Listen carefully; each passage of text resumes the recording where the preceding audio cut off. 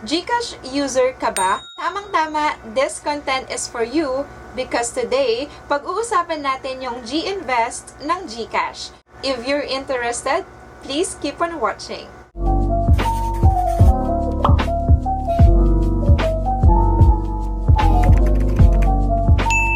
Hi guys! Kumusta kayong lahat? Maraming salamat at nakatutok kayo sa aking channel today at salamat sa pagsuporta. Sa mga new subscribers natin dito, welcome po kayo sa Millennial Family natin. By the way, I am Sia Cardino, a Kapampangan content creator, and my channel is all about finance, education, travels, tutorials, and anything about millennial life. If you're interested in these topics, mag-subscribe na kayo and be part of our growing millennial family. For today's content guys, we will be talking about Ginvest of Gcash. Umpisahan muna natin sa tanong na, ano ang Ginvest? Ginvest is the investment marketplace feature of the Gcash app. This service allows users to invest in various investment funds from their partner product providers. Sa madaling salita guys, makapag-invest tayo sa abot kayang halaga as low as 50 pesos. Yep, you heard it right. Sa halagang 50 pesos, makakapag-invest tayo using our Gcash app. Ano-ano yung mga requirements para makapag-invest ka sa Gcash? Number 1 guys, kailangan 18 years old and above ka. Pangalawa, you are fully verified Gcash users. So that means dumaan ka sa KYC and meron yung Gcash mo as fully verified user. Pangatlo, hindi ka nakatag as Power Play Plus account or payroll.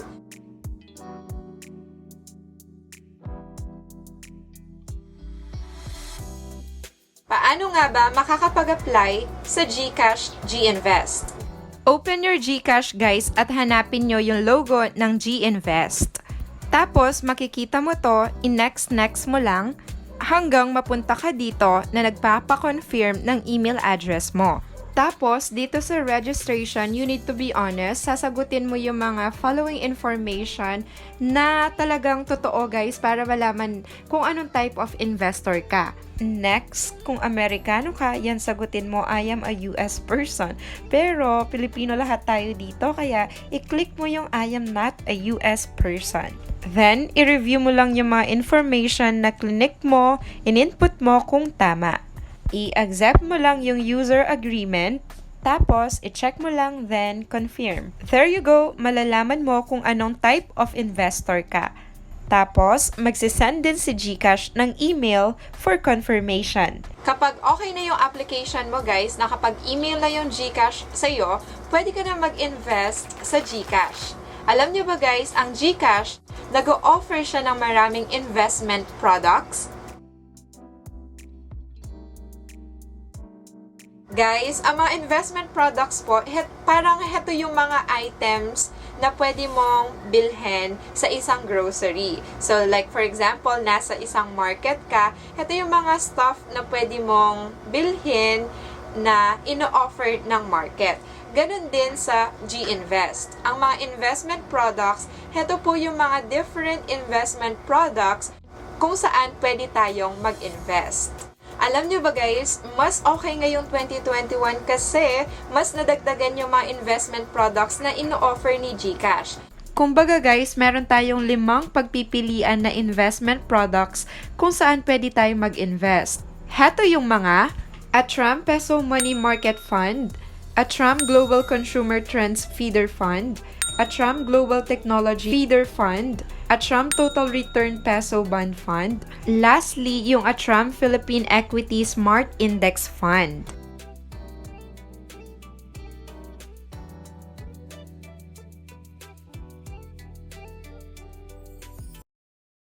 Ano ba yan? Ano ba yung ATRAM? Bakit puro ATRAM sila? Ang ATRAM guys ay isang trust corporation. Bali, sila yung nagmamanage ng funds or perang ini-invest natin sa mga investment products. Mapagkakatiwalaan naman kaya yung ATRAM? Ang sagot ko guys, yes. Opo, mapagkakatiwalaan po yung ATRAM. Actually, sila yung nagmamanage ng mga ilang best performing funds in the Philippines. Sila rin yung first standalone trust corporation dito sa Pilipinas. In addition guys, ang ATRAM ay na-receive niya yung license to operate from Bangko Sentral of Pilipinas noong 2016. Kaya don't worry, legit and mapagkakatiwalaan po itong trust corporation na ATRAM. Ano naman ang risk appetite?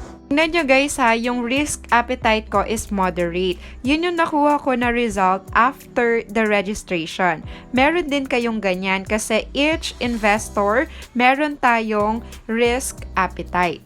Ang risk appetite guys, ito yung binibigay ni Gcash nung nag-register ka sa Ginvest. So makikita mo yung risk appetite mo kung conservative ka, kung moderate, or kung aggressive ka. Kapag sinabi nating risk appetite, ito yung level of risk na you are willing to accept when you are investing. So, yung mga funds sa Gcash, guys, meron silang risk rating para malaman natin and mag-guide tayo kung ano yung suitable sa atin, especially sa financial goals natin. Halimbawa, yung product na to, naka-rate siya as aggressive investment. And then, ikaw na nag-invest, yung risk appetite mo is aggressive. That means, suitable ka for this investment product. Another, yung investment product na to ay conservative. And then, yung risk appetite mo ay conservative. That means, appropriate ka dito sa investment product na to. Don't worry, pwede ka naman mag-invest sa mga investment products kahit different yung risk rating nila sa risk appetite mo. For example, ako ay moderate investor. Tapos itong product na to is aggressive. Pwede pa rin naman ako mag-invest sa aggressive product na to provided in-accept, in-allow, in-acknowledge ko yung aggressiveness ng product na to. Heto guys, so kailangan mo lang i-click yung proceed as a means to agree to the fund waiver. So, kung gusto mong mag-invest sa higher than your risk appetite, i-click mo lang yung proceed, pwedeng-pwede naman. Kaya guys, kung beginner ka pa lang, it is recommended na i-follow mo yung risk appetite mo. Pag na-identify na yung risk appetite mo guys, wala nang chance para mapalitan mo yon. Yun na talaga yun. So, may nabasa ako sa Gcash na ina-allow after like 3 years pwedeng magpalit. Makaka-receive ka naman ng notification from Gcash kung pinapa-update niya na yung risk profile questionnaire mo. From the meantime, as a beginner, aral-aralin mo muna kung paano gumalaw yung investment na na-applyan mo. May nagtanong ng question nito sa akin guys sa Instagram. Sabi niya, meron bang possibility na yung in-invest mong money is magiging zero? Or baka yung mean niya is, meron bang possibility na malulose mo yung money na in-invest mo? In real life guys, investing always comes with a risk. Yes, there's a possibility na talagang malulose mo yung money mo, kaya nga meron tayong risk profile questionnaire kung ano yung appetite mo, kung conservative, moderate, aggressive ka, how much risk you are willing to accept kapag nag-i-invest ka. Kapag nag-invest ka, kailangan open yung heart mo, open yung mind mo, open yung hand mo sa anumang risk na kakaharapin ng iyong investment product. Pero, good news guys, kasi sa Ginvest ng Gcash, yung risk na yon ay na-reduce. Because yung mga funds or yung mga pera na in-invest natin are professionally managed. That means less risk kumpara kung nag-i-invest ka directly sa stock market. Again guys, ang nagmamanage ng mga pera na ini-invest natin ay ang ATRAM.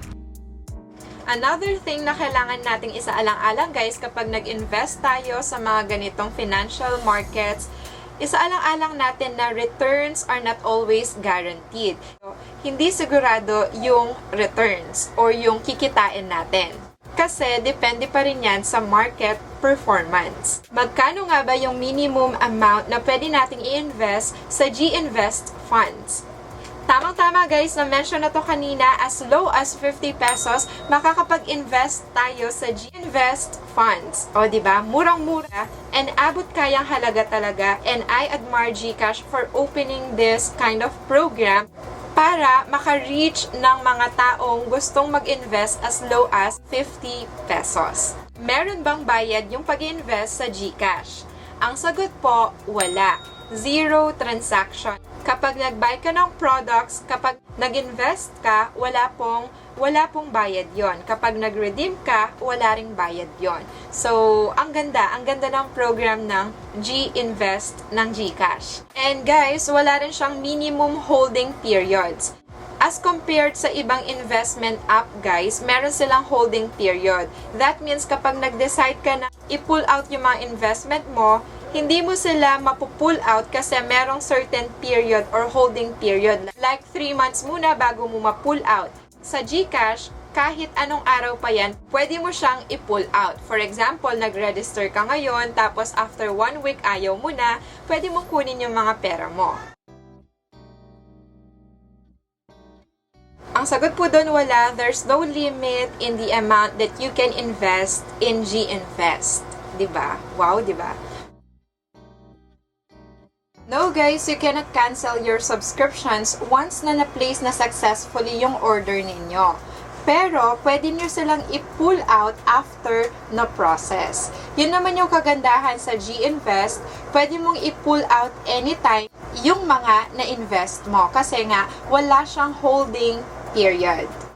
Ayun guys, kaya I admire Gcash talaga for initiating this program to touch many Filipinos, especially millennials, para makapag-start sa investing. Napakaswerte natin guys. Overall guys, Ginvest is budget-friendly for me, accessible, user-friendly, no holding period, no transaction fee, and also lesser risk because the funds are managed by professionals. Oh, ano pang ginagawa nyo?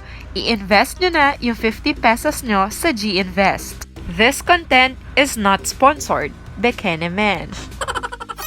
Thank you for watching guys. I hope nakapulot kayo kahit konting kaalaman lang sa content natin today. If meron pa kayong mga katanungan or gustong idagdag sa content, i-comment nyo lang po sa ibaba para mabasa po ng mga future na manonood ng ating content. Maraming salamat sa panonood guys. I hope you are all safe, sane, and strong this season. Love lots guys!